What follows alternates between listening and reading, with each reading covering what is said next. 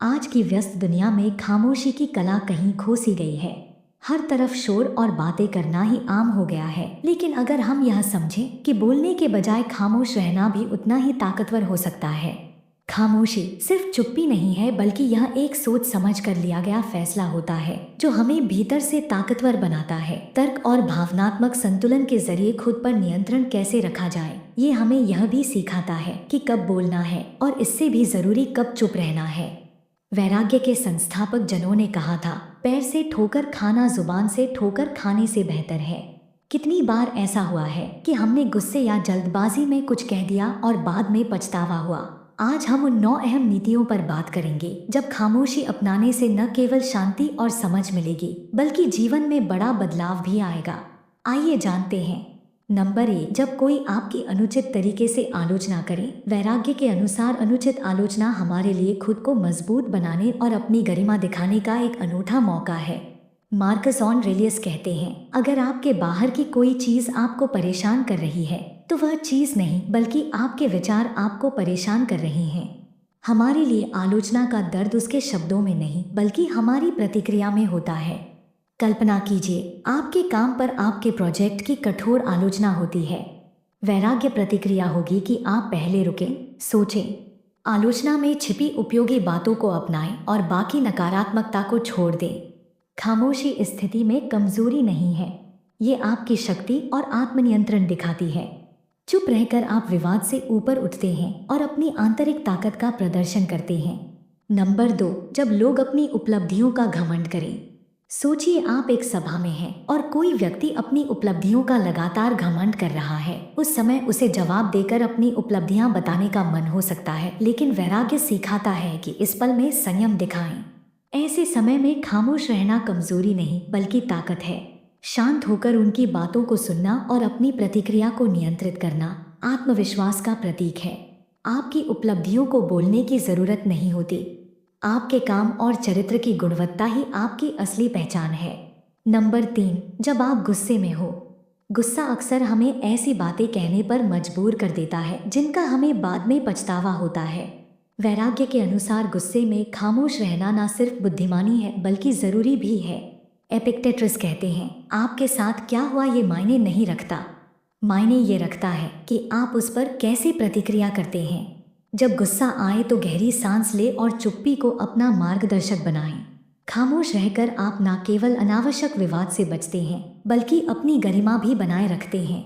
Number 4, जब अफवाहें फैलाई जाएं। अफवाहें तकलीफदेह होती है, खासकर जब वे झूठी हो।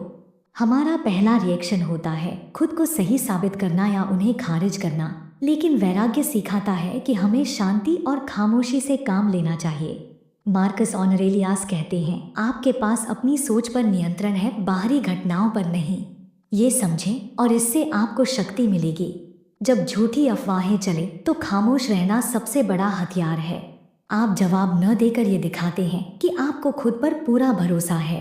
अफवाहें तभी पनपती हैं जब उन्हें प्रतिक्रिया मिलती है।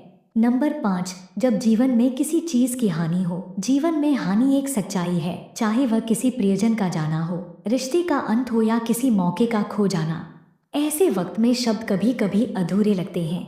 एपिक्टेटस कहते हैं, चीजें आपकी इच्छा के अनुसार नहीं होंगी। आप ऐसा चाहें कि जो हो रहा है वही आपकी इच्छा हो और आप बेहतर जीवन जिएंगे। खामोशी हमें अपने दुख को समझने और स्वीकार करने का मौका देती है। ये हमें सिखाती है कि हालांकि हानि को टाला नहीं जा सकता, हम अपनी प्रतिक्रिया को नियंत्रित कर सकते हैं।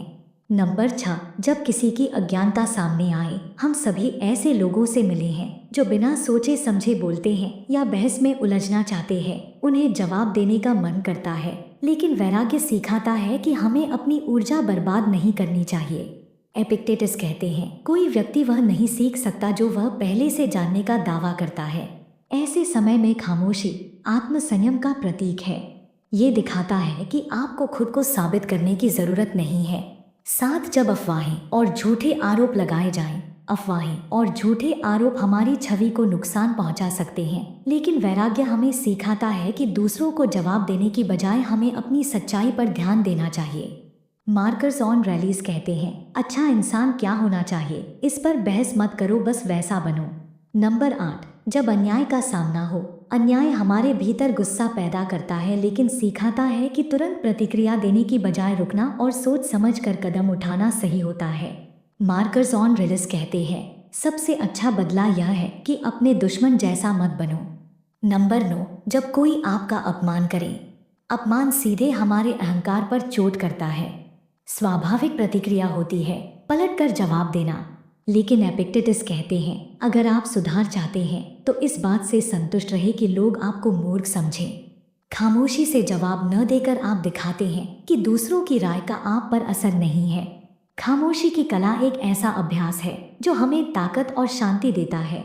वैराग्य हमें सिखाता है कि खामोशी सिर्फ बोलने की कमी नहीं, बल्कि एक सोच समझ कर लिया गया फैसला है।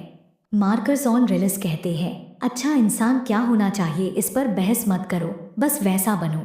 इन 9 अहम मौकों पर खामोशी अपनाकर हम एक ऐसा जीवन जी सकते हैं जो बुद्धिमत्ता, आत्मनियंत्रण और शांति से भरा हो। अब सवाल ये है कि क्या आप इस खामोशी की ताकत को अपने जीवन में अपनाएंगे? अपने अनुभव और विचार कमेंट बॉक्स में साझा करें और एक दूसरे को प्रेरित करें।